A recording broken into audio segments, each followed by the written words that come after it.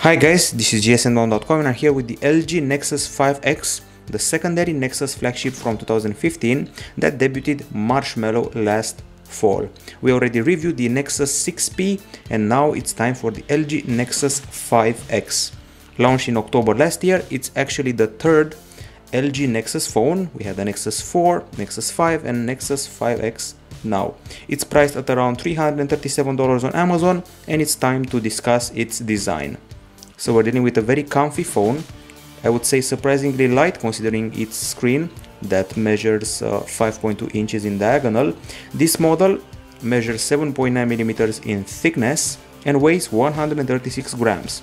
In comparison, the HTC One A9 is slimmer but a bit heavier by about 7 grams, and the Nexus 5 was 0.7 millimeters thicker and also 6 grams lighter than this model. I would have to say that this handset has a similar format compared to the Nexus 5, so things haven't changed dramatically, but it's a bit more refined. It's made of plastic material and we have a soft touch back that absorbs grease and fingerprints, so if you leave your fingers like this for a while, you'll find the prints and grease here. Other than that, I have to say that the one-hand usage isn't exactly easy because this is quite a long phone and you cannot even reach all the areas you want on the screen. I have to say that at the back you can find a camera bulk here, not huge but also not very sexy. This feels like a handset that's pretty regular when it comes to design, doesn't exactly have a huge personality, and the buttons on the side feel a bit clicky and have a cheap feel. Cheap feel is actually the feeling you get about the Nexus 5X, but it has an okay build and a pretty much, let's say, utilitarian design lacking some personality. Now on the hardware front, the first thing you see on a handset is obviously the display. Here that display is an IPS LCD 5.2 incher with Full HD resolution, and considering we have no video player, I'm going to resort to photos to play videos on this device. Okay, so here we go. A regular test video is this one. And things to mention here, well, I would say the brightness is okay, but not more than that. The viewing angles are, we would say, so-so, especially because the vertical ones aren't good. Now other things, well, the colors are pretty accurate and the screen is crisp and has reasonable contrast. Pixels are of the RGB stripe variety, which you can see here under the microscope, and the lux meter test was good but not impressive. We reached 410 lux units, and this is still a pretty good result, but I've seen much better and on many phones better than these ones. It's not a big jump from the Nexus 5, that one scored 400 lux, and it's below the Nexus 6P with its 505 lux. Obviously we get special settings for the display available here, and their adaptive brightness, sleep, you can press the power button twice for the camera. We got ambient display and font size. Ambient display works like this: you leave your handset on the table and the screen will wake up when you pick it up or when you get a notification, and thus you'll be able to see what's happening, what emails you got and what other things are worth noting. For example, my number of emails is shown like that without using up too much power. So overall the screen is okay, but I wanted more brightness, especially since this is a secondary flagship with Marshmallow from last year. Now as far as the hardware goes, what we're getting here is the Qualcomm Snapdragon 808 hexa-core CPU. We also saw it in action on the LG G4 and Lenovo Vibe X3. It's accompanied by 2GB of LPDDR3 RAM and 16 or 32GB of storage, and there is no microSD card slot here in case you're wondering. Obviously the phone has no lag, has a pretty okay performance and a fluid interface, and it can also handle the gaming quite well, including in titles with high-end graphics like Shine Runner or the freshly launched Winter State, for example. So games are handled okay, and let's give it a go. Excellent looking water, nice sun, a nice rendering of the background. Destructible objects are included, like this one.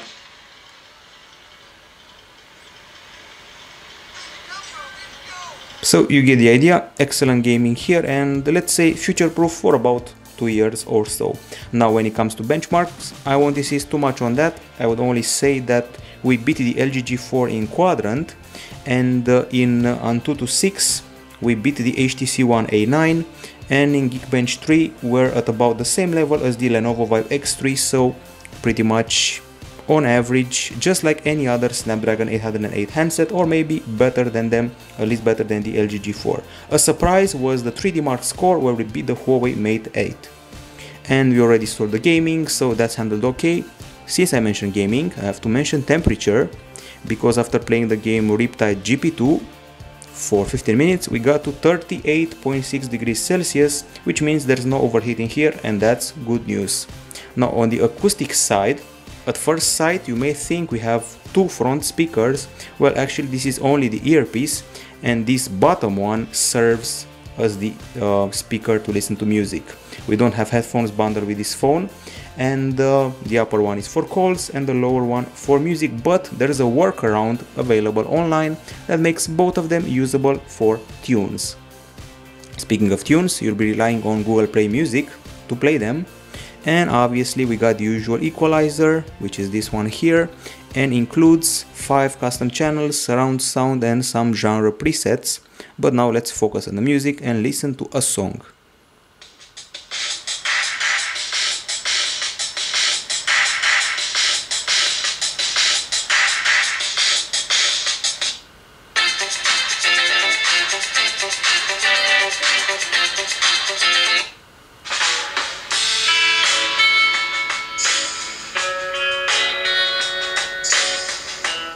Okay, so the experience is loud and clear, everything is nicely heard, the bass and guitar are quite okay, and the clarity is very nice.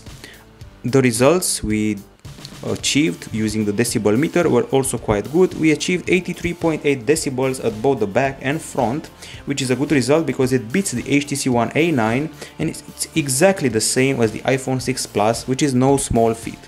Once again, no headphones here. Now, as far as the camera goes, this hump here integrates the 12.3 megapixel shooter with f2.0 aperture and 1.55 micron pixels. This camera sensor is made by Sony. We have a laser focus mechanism here and a dual LED flash.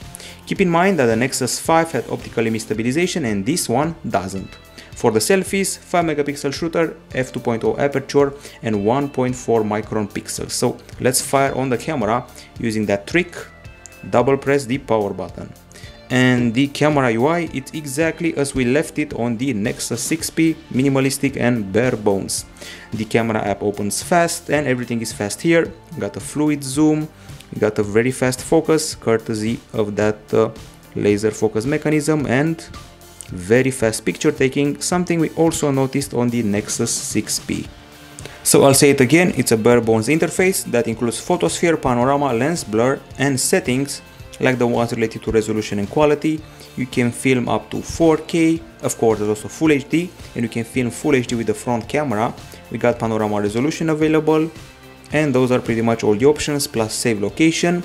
And then at the top we got the timer, we got the HDR plus, which can be set to on, auto or off, the flash, and once again those are all the options available. Plus you can activate the video capture, and in the video capture area you'll be able to also activate the 120 frames per second slow motion video capture. Now we're done with the options. Now it's time to analyze the gallery of shots taken with the LG Nexus 5X, and as usual we do have quite a few of them, over 100, all of them available here. We start off with shots taken on a day that was both sunny and cloudy at the same time, and the first shot is a regular one plus HDR one. The HDR did a nice trick here. Images are crisp and clear, the sky looks excellent. Even if this is a mere 12 megapixel camera, once you zoom into the shots, the details are pretty good, I would say sufficiently good, and that's nice. This is a zoomed in shot, that's the distance towards that flag, and that's the zoom in with good details even for the trees, leaves. And then we started playing around with some close-ups of flowers that look excellent, thanks to the laser focus probably. Excellent lighting, color, texture, everything you want is available right here. We didn't have many blurry shots, which is always a good thing. We also played with the focus, focused on the background or on the foreground, using those little statues of toys. I have to say that using this handset I've taken some of the best HDRs I've seen before, and the panorama also felt pretty generous. All details are okay. You can see it was cloudy in here and sunny in here, and still camera had no problem in taking the panorama. Zoomed in again, excellent details again, playing with the focus. And as I said before, the sky is rarely captured so good with a handset, especially at this resolution. I would have to say that generally the photo quality was on par with the Nexus 6P and the iPhone 6s if you really want a comparison. The panorama was wide, 13,824 megapixels over 1820. Even the selfies look nice in spite of the fact that the background was a bit blurry. The skin texture was quite okay and everything looked pretty reasonable. Details are great, exposure is good, focus is good, white balance is good, and the blues here, especially the blue hues, are excellently rendered and caught on camera. More shots here. Of course, you'll see all of them in a full gallery once the review is done. And now let's get to the low light capture. So some indoor shots first, close-ups of cocktails with excellent texture and not one blurry shot. These are all indoors, and then we moved outside for a huge surprise. For a phone that's so cheap, priced below $400, well, I would say these low light shots at night are fantastic. And I mean here exposure, I mean color, I mean clarity, pretty much everything. And the brightness is simply fantastic. We even have great close-ups, like this one, perfect flash, and we're pretty much at the Huawei Mate 8 level, and that one is the landmark when it comes to low light shooting. Just check out this shot. It was taken at about 10 PM at night and still looks that great. The LG Nexus 5X has got to be one of the top 3 low light capture handsets we've tested, and it even beats some of the 16 megapixel or 20 megapixel shooters out there in this area. Now when it comes to video capture, we filmed in MP4, Full HD at 30 frames per second with a 17 megapixel bitrate, or 4K with a much higher bitrate. And let's see some of the videos. Pretty good acoustics, not many problems with the wind, crisp image, good clarity, nice colors and good exposure. And when zooming in, the quality was kept. Sadly, the videos are pretty shaky in lack of stabilization, and if I'm not mistaken, this is a 4K video, which looks very good. And you can easily alternate the exposure between the sunny areas and cloudy areas without a problem. And when we did zoom in, as I said before, we didn't lose quality, which is not something we can say about the Galaxy S7 Edge, so that's a big compliment for this model. Handles the zoom in very nicely. In both Full HD and 4K, check this out, maximum zoom and still no quality loss. Even the nighttime videos looked quite okay, which is also pretty impressive. I would have to say that when it comes to video capture, the Nexus 5X can fight any flagship without a problem, of course minus the stabilization. So overall an excellent camera, especially for this price tag, a camera that, just as I mentioned, can fight the Huawei Mate 8 and the Galaxy S7 Edge. Now as far as the browser goes, obviously Chrome is pre-installed, and let's access gsmdom.com.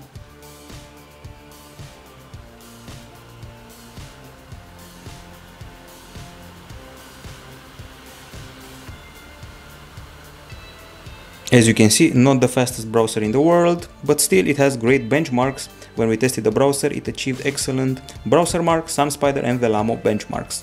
We have a comfy stock keyboard and we're not afraid to use it, especially on this relatively general screen. Now on the connectivity area, we're dealing with a single SIM phone with 4G LTE connectivity. There's Bluetooth 4.2, USB Type-C at the bottom, important to remember that, and Wi-Fi 802.11 A, B, G and AC dual band.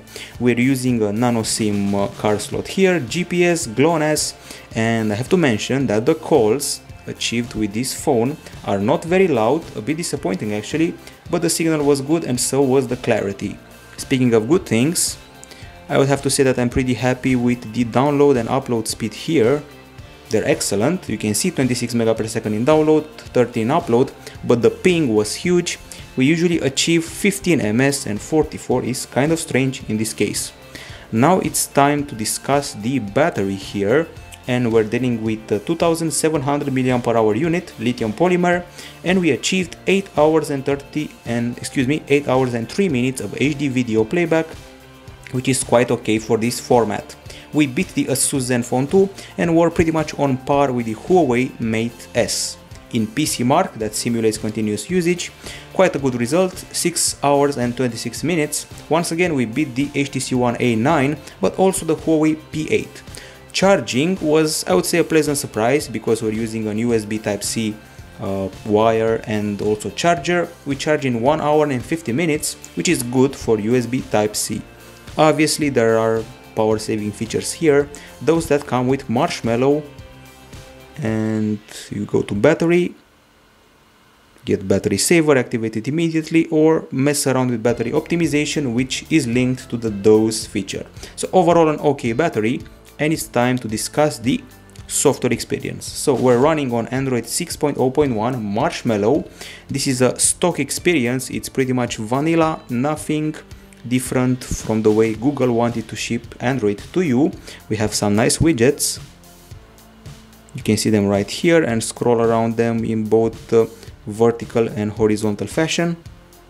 We got a carousel multitasking, as usual once again. The drop-down area includes notifications and quick settings. And in the settings area, we can go to security and trigger the fingerprint scanner in case you want to test it. You can secure your print with a pin and then start using Nexus imprint at the back in order to set up your print on the device.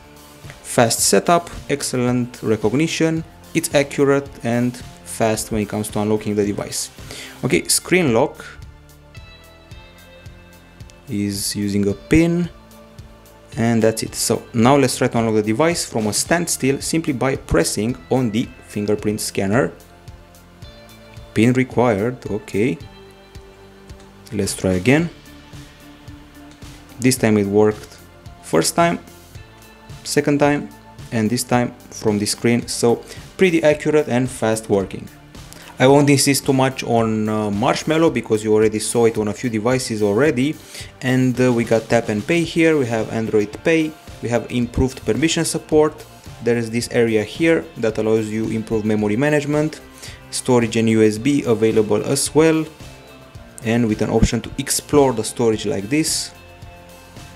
And once again, improved permission management and improved link behavior from apps. And this is a pure Android for the Android purists, and that's got to count for something because it doesn't have bloatware. We only have 27 apps installed, which is quite nice. And at the top of the app drawer, the new app drawer, we have the 4 more accessed apps. So among the 27 pre-installed apps, we find the usual package: calculator, calendar, Chrome, clock, the Google+, Hangouts, the Play Suite, Sheets, Slides, and Photos, for example. Okay, time for the verdict for the LG Nexus 5X. On the Pro side, a comfy design with an okay brightness for the screen, good performance, I would have to say okay acoustics, but only one speaker unless you count the workaround, great camera, flagship level camera, even the video, and fantastic low light capture. Now if you want to go to the cons side, well, cheap materials were used to make this device. We got clicky buttons that feel pretty cheap. Also the plastic case does not exactly feel premium. View angles of the screen are so-so. The lack of image stabilization for the camera may be a problem, and the calls were not very loud. And we go back to the pros because I want to remind you that we have an okay battery for the price tag. So overall it's a solid phone that's priced a bit over $300 right now, although some aspects of it can rival the ones of phones that are priced at $600 or even $700, so that's got to count for something. Software wise, it's a future-proof phone for, let's say, 3 years, maybe 4. Hardware wise, 1.5 years or maybe 2 if you're really talking about hardcore games. Great camera, good battery, so those are all the things to remember here. Of course, compromises were made: lack of optical image stabilization, lack of a more quality case, but they can be bypassed for the LG fans, Nexus fans, and pure Android fans. This is it from gsn.com. This was the review of the Nexus 5X, one of the most solid mid-rangers that can battle flagships right now. Bye bye!